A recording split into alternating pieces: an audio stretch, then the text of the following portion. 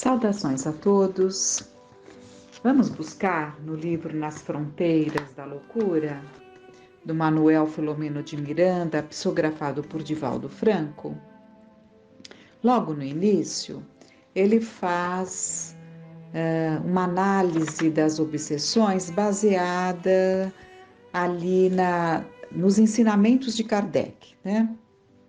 Então, ele começa falando, pegando aqui num determinado ponto, para que a gente possa trabalhar essa ideia da obsessão, das influências.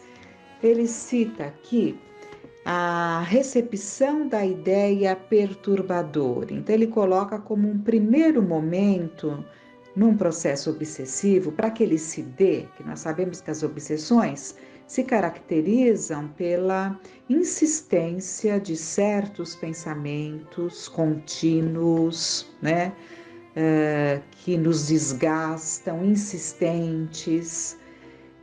Mas para que isso se dê, primeiro tem a recepção. Então ele coloca no item A, recepção da Manuel Filomeno de Miranda, recepção da ideia perturbadora. Então vamos ver. Vivendo num permanente intercâmbio consciente ou inconsciente, os espíritos, tanto encarnados quanto desencarnados, participamos das vivências no corpo e fora dele. Não apenas por processos de desforço pessoal em que os desafetos se buscam para produzirem-se males e cobranças injustificáveis, como por fatores de variada motivação, assimilam-se ideias e pensamentos pela simples sintonia de onda própria em que se situam as mentes. Então, o que está sendo colocado aqui é que para essa recepção de uma ideia perturbadora, ela não parte só daquele que de alguma forma nos envolve, buscando ali um processo de vingança. Elas acontecem por sintonia, né? Por mentes que se sintonizam na mesma onda, né? Ou seja, mentes que pensam da mesma forma, né? Que tenham, portanto, afinidades. Então, se instala muitas vezes aquela ideia perturbadora. Assaltada por vibrações negativas, a mente ociosa ou indisciplinada, aqui está o ponto, né? Por que nos deixamos levar? É a mente ociosa ou indisciplinada, viciada ou rebelde, logo registra a interferência e, porque não se ajusta a um programa educativo da vontade, recebe o impulso da ideia, permitindo-se aceitar a sugestão perturbadora que agasalha e vitaliza sob a natural acomodação dos complexos e recalques dos comportamentos pessimistas ou exaltados que são peculiares a cada qual. Então, por que existe essa recepção, né? Por que somos receptivos a determinadas ideias perturbadoras? Porque não temos ali um programa educativo da nossa vontade. Porque é natural que muitas vezes sintamos ali uma interferência, mas a mente disciplinada se recompõe, se coloca ali em condições de rebater aquele pensamento que foi ali jogado, sugerido, inspirado, né? Mas quantas vezes, né, agasalhamos esses pensamentos, damos vida, portanto, a ele, né, e o acomodamos na nossa mente em função dos nossos complexos, dos nossos recalques, né? Agora, aceita a indução, uma vez que recepcionamos aquele pensamento, agasalhamos aquele pensamento, então aceita a indução, forma-se uma tomada, é como uma tomada para a ligação com a sombra em regime de intercâmbio psíquico. É uma tomada que se dá ali com vários plugs quantas vezes, né? De uma mente passar para outra, quando existe ali alguém interessado em nos atingir, né? Muitas vezes ele se utiliza de outros, então é como uma tomada que vai se ligando ali às outras mentes para alcançar o objetivo. O segundo item, que é o B, seria o intercâmbio mental. Então, primeiro recepciona-se a ideia, agasalha-se a ideia, aceita-se esse processo de indução, aí parte-se para o intercâmbio mental. Fixada a ideia infeliz, os porões do inconsciente desbordam as impressões angustiosas que dormem armazenadas, confundindo-se na consciência com as informações atuais, ao tempo em que se encontra em desordem pela influência da parasitose externa que se vai assenhoreando do campo exposto sem defesas. Então, fixada essa ideia, ela alcança os porões do inconsciente e começa então, né, a trazer à tona essas impressões angustiosas que estão lá adormecidas no nosso inconsciente, mas vem à tona em função dessa indução, né? Então é como algo que mexe com aquelas coisas que temos armazenadas. Então aquilo começa a vir do nosso porão, do nosso inconsciente, mas de uma forma desordenada, angustiante, não naqueles processos naturais, né, de um mergulho para um tratamento íntimo, terapêutico que devemos fazer quantas vezes buscando lá dentro de nós, né, para que trabalhemos determinadas coisas que estão aparentemente calmas, né? Mas aqui não, elas surgem, né? Elas surgem em função da fixação dessa ideia infeliz. E ele continua: por natural processo seletivo e tendo em conta as tendências, as preferências emocionais e intelectuais do paciente, a injunção produz melhor aceitação das recordações perniciosas, que servem de veículo e acesso ao pensamento do invasor. Então, o invasor vai ganhando ali as portas abertas, o acesso, em função dessa aceitação dessas recordações perniciosas. Então, nos permitimos.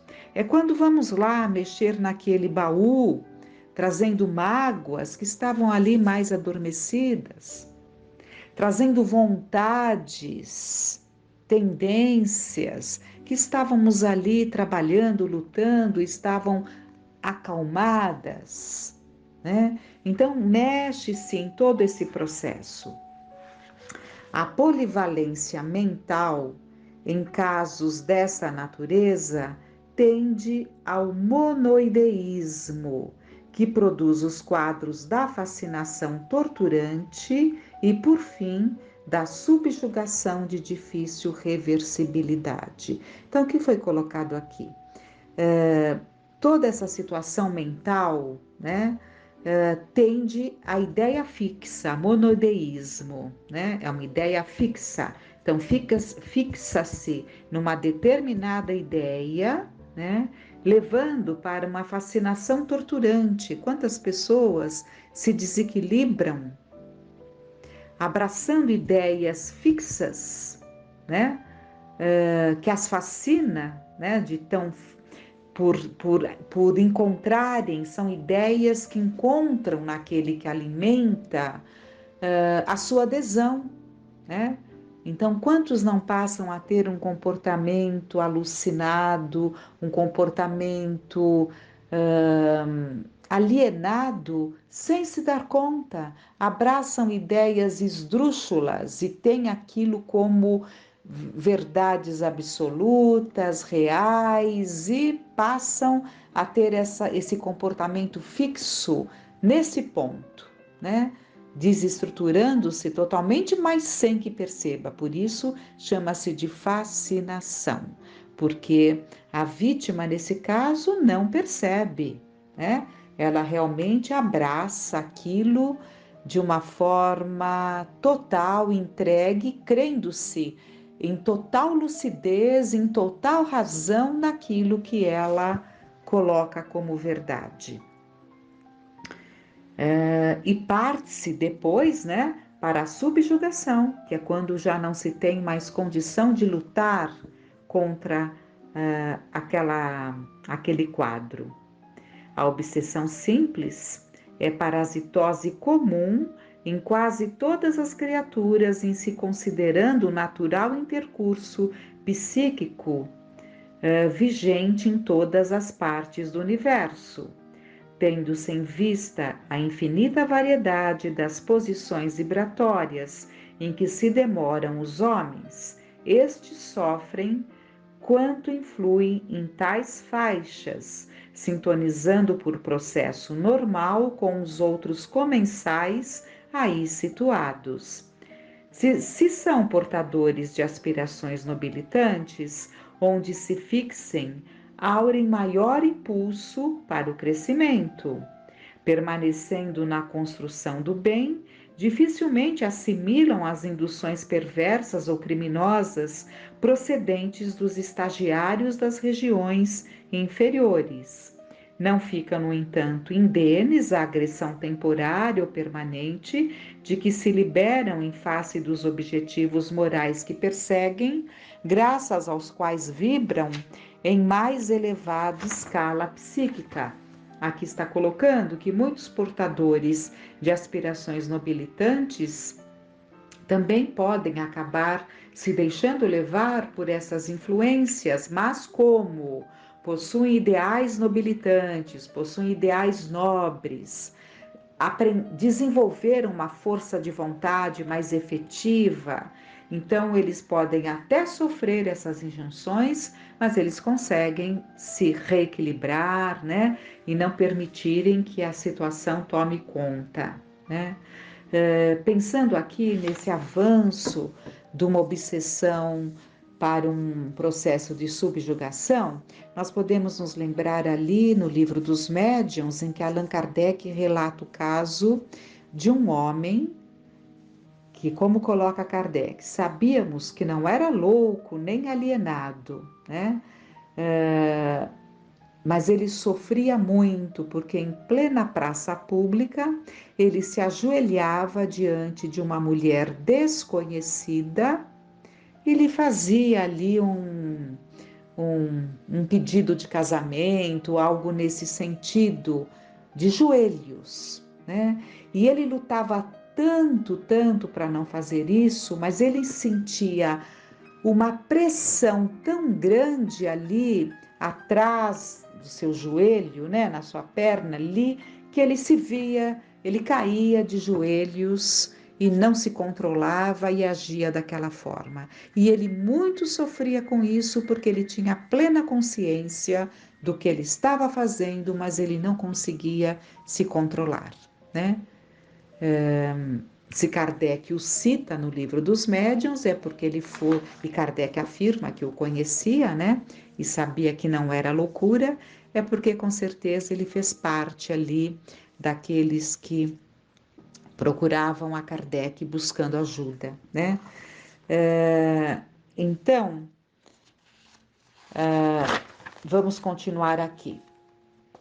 Se interessados, porém, nas colocações da vulgaridade do prazer, da impiedade ou da preguiça, do vício ou da desordem, recebem maior influxo de ondas mentais equivalentes, resvalando para os despenhadeiros da emoção aturdida do desequilíbrio. Então, assim como a mente equilibrada, né, se banha de pensamentos inspiradores, de pensamentos nobilitantes, porque se afinam, os seus pensamentos se afinam com esses, porque vibra numa faixa vibratória mais superior, assim também, né? Aqueles ali, todos nós, se estivermos mais interessados no prazer, na impiedade, na preguiça, pensemos muito, a preguiça é altamente danosa. No vício ou na desordem, recebemos então o influxo dessas ondas mentais equivalentes. Tais pacientes conduzem ao leito, antes do repouso físico, as apreensões angustiantes, as ambições desenfreadas, as paixões perturbadoras, demorando-se em reflexões que as vitalizam, vivendo-as pela mente quando não encontram meios de fruí-las fisicamente. Então, quantas vezes, na falta da oportunidade de concretizar determinadas coisas que temos vontade, e aquelas vontades crescem, tornam-se ideias fixas e muitas vezes não executamos por falta de oportunidade, né? Mas nós vitalizamos essas ideias, passamos a vivê-las pela mente, quando não encontramos a oportunidade de fruí-las fisicamente. Ao se desdobrarem sob a ação do sono, encontram-se com os afins. Então, aquilo que alimentamos e não executamos porque não temos ali a oportunidade, mas no processo do sono, vamos buscar os afins e executar aquilo que tanto desejamos. Então, ao se desdobrarem sob a ação do sono, encontram-se com os afins, encarnados ou não, com os quais se identificam, recebendo mais ampla carga de necessidades falsas ou dando campo aos estados anelados que mais os turbam e afligem. Necessidades falsas, necessidades que crescem muito, dentro de todas as nossas necessidades fisiológicas naturais e que devem ser atendidas todas dentro de um processo de equilíbrio, essas mesmas necessidades fisiológicas naturais que fazem parte das nossas vidas como encarnados, né? Elas podem assumir ali uma potencialidade tal, ou seja, essa necessidade pode crescer a tal ponto, levando a esses desequilíbrios, né? A esses desequilíbrios que vamos ou satisfazer aqui como encarnados, ou buscá-los, ou continuar satisfazendo-nos em espírito, quando nos libertamos pelo sono, como ele coloca aqui. E como despertaremos de uma noite dessas, né?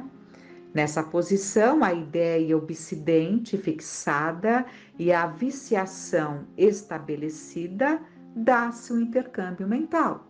Aí, tanto do lado de lá quanto aqui, né, estaremos ligados a essas mentes com as quais nos afinamos.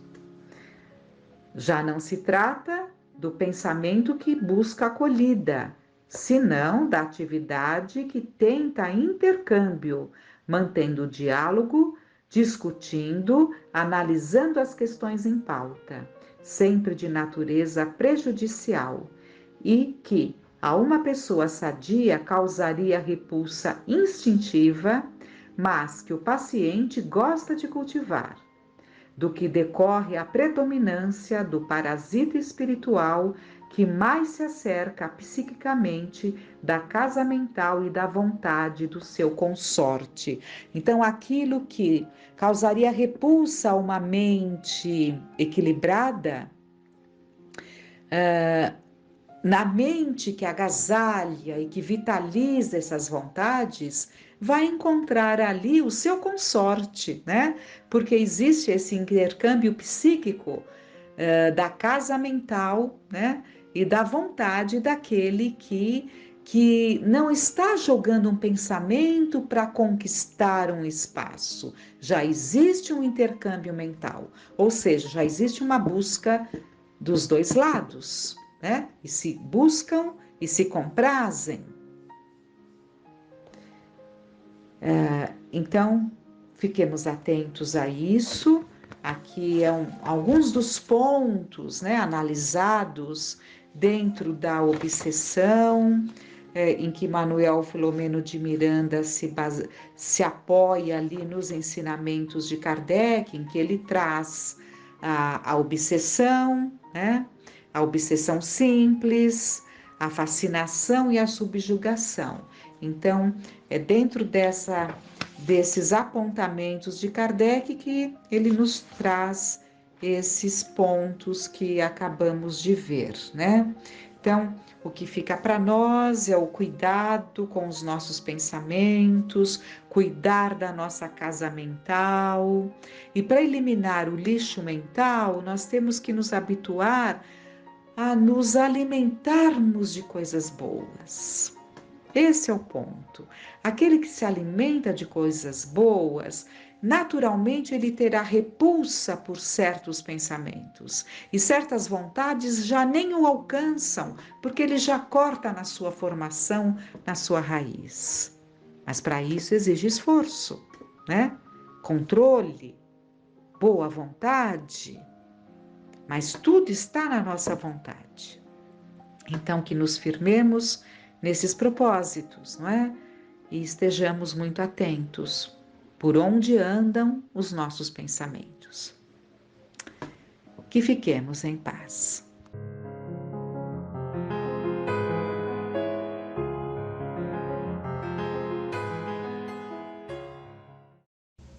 Amigos, sempre agradecidos pelas dádivas recebidas, por estarmos aqui reunidos mais uma vez, em nome de Deus, em nome de Jesus. Continuemos com o capítulo, estudando o livro Os Mensageiros.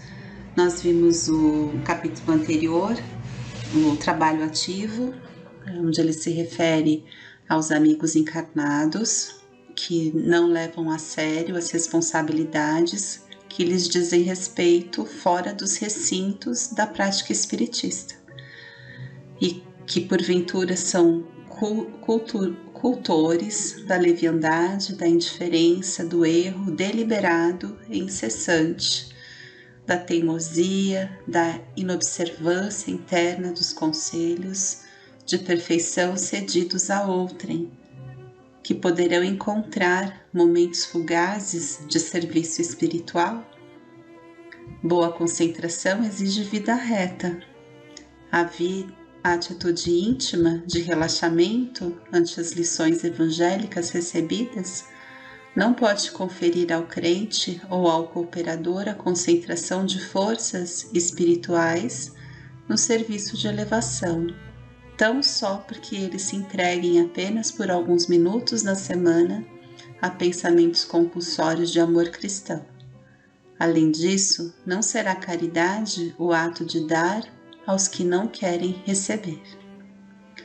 Então, esse foi o capítulo anterior, se referindo à conduta dos frequentadores da casa, como eles se portam no ambiente e como eles se importam fora do ambiente, Então, isso é sempre válido, nós avaliarmos em nós. O capítulo de hoje, o pavor da morte. Por que motivo se reuniam ali tantos desencarnados? Então, aqui André, ele inicia com essa pergunta e ele se refere à reunião mediúnica na casa da Dona Isabel, Faz essa pergunta a Aniceto: já que recebiam assistência espiritual, não poderiam congregar-se em lugares igualmente espirituais?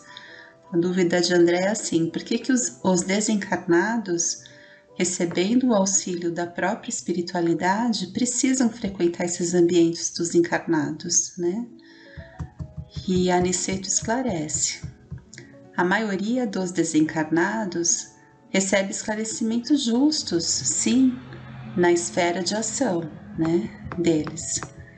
Mas para fortalecer as possibilidades de adaptação dos desencarnados dessa ordem ao novo habitat, o serviço de socorro é mais eficiente ao contato das forças magnéticas dos irmãos que ainda se encontram envolvidos nos círculos carnais. Esta sala, aqui Aniceto se refere ao ambiente da casa da Dona Isabel, em momentos como este, funciona como grande incubadora de energias psíquicas para os serviços de aclimação de certas organizações espirituais à vida nova. Os irmãos, nas condições a que me refiro, ouvem-nos a voz, consolam-se com o nosso auxílio, mas o calor humano está cheio do magnetismo de teor significativo para eles. Com semelhante contato, experimentam um despertar de forças novas. Terminar a reunião com os benefícios gerais, não só ministramos medicação aos corpos doentes, mas também orientamos os desencarnados que no curso da moléstia se encontram sob a nossa assistência. Puséramos-nos a caminho e a breves minutos estacionávamos diante de um edifício de vastas proporções. Logo em seguida, ao término da reunião, eles se puseram a caminho e se viram diante de um edifício de vastas proporções, como ele bem o disse aqui.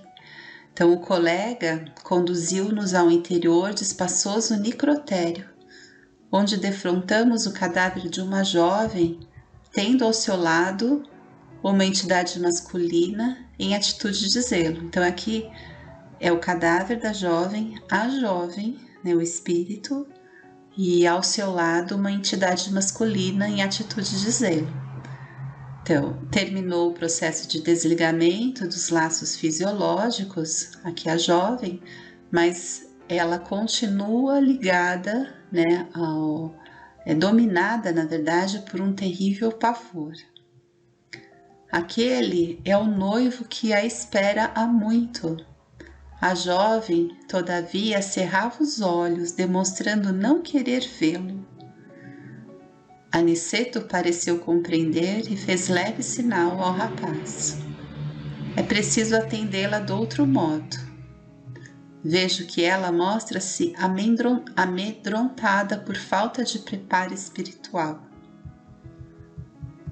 Incrível, né? A gente gosta tanto daqueles que foram e a gente acaba tendo as atitudes assim, conforme é descrita no livro.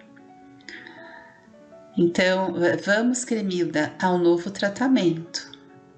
Ah, doutor, graças a Deus, que pesadelo horrível. Sentia-me no reino dos mortos, ouvindo meu noivo falecido há anos chamar-me para a eternidade.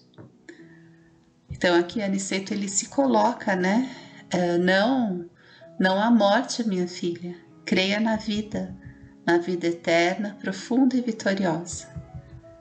E o senhor é o novo médico? Sim, fui chamado para aplicar-lhe alguns recursos em bases magnéticas.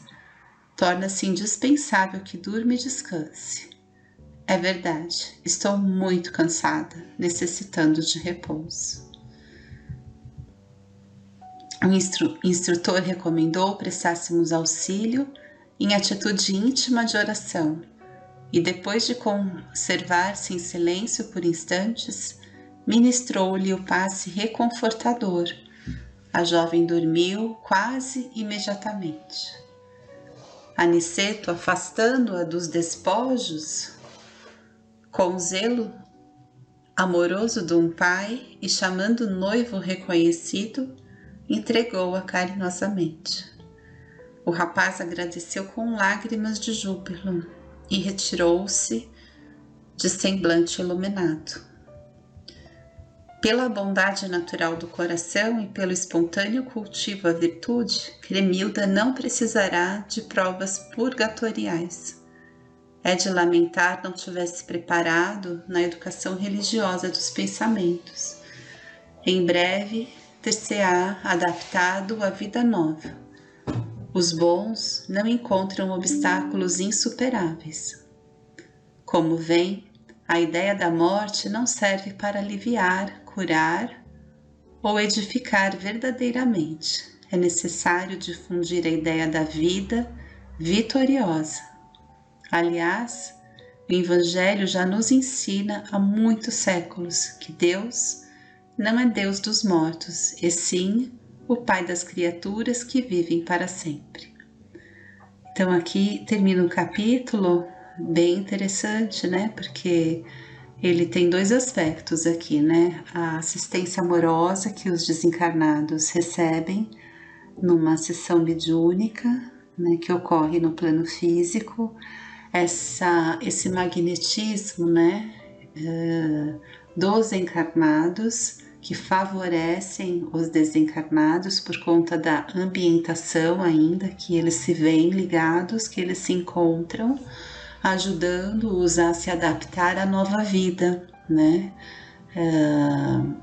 Isso é bem interessante. Então, toda essa assistência que se faz, né, às necessidades maiores, elas não se fazem somente aos encarnados, né? E que os encarnados que estão na sessão, eles não somente recebem, mas tem todo esse magnetismo, né, que faz parte do nosso corpo, né, de estarmos aqui vivos, encarnados, que favorece também, que beneficia esses que estão desencarnados. Então é muito interessante esse trabalho, né, que nós temos a oportunidade de participar quando nós estamos num ambiente, né, de sessão. Reflitamos com relação a isso, né, no nosso papel e o quanto nós podemos também contribuir, né, para auxílio àqueles que estão ligados a nós de alguma forma, né, na espiritualidade, no plano físico. E esse outro ponto, né, da moça, dessa jovem, que ela foi desligada fisiologicamente do corpo, porém ela permanecia ligada aos despojos por conta de um horror a se sentir num estado de morte. Interessante isso, né? Porque deveria ser uma coisa natural, né? Quando nós passamos por esse desprendimento, porque afinal de contas isso aconteceu muitas vezes, né? Pelo nosso conhecimento, por aquilo que nós já sabemos, e mesmo assim há esse terror, né? Do momento, é o reconhecimento de um ente querido que está ali para auxílio e a recusa, né, com relação a essa questão, porque vê com muito horror, né, muito terror essa possibilidade do desencarne. E o auxílio amoroso, né, em favor do noivo, né, que esse espírito que está ali, né, a receber essa companheira, e a favor dela própria, né. Então, a assistência amorosa desses companheiros, desses trabalhadores da espiritualidade, que estão sempre prontos, né, para ajudarem, para estarem presentes, para aliviarem a dor, né, para que a pessoa realmente consiga se desvencilhar, né, dessas questões que trazem um mal-estar, né. Então é bem interessante isso. Então, e como é colocado aqui por Aniceto, né, que a ideia da morte não serve para aliviar, né, curar ou edificar verdadeiramente. É necessário difundir a ideia da vida vitoriosa, porque é isso mesmo, os despojos, o corpo é uma ferramenta de trabalho nossa, né? É uma bênção que nós recebemos, mas a vida é a vida do espírito, né? É a eternidade, é o que nos mantém, né, na nossa condição evolutiva. Então é confiarmos exatamente nessas questões. Quando nos depararmos com uma situação semelhante, é justamente esse o movimento, né, de cultivar a ideia da vida e não a ideia da morte, para ajudar, né, as pessoas a tranquilizarem o coração e a seguirem, né, a se adaptarem à vida nova, tá certo? Então é isso, espero que eu tenha me feito compreender, né? E até o nosso próximo encontro.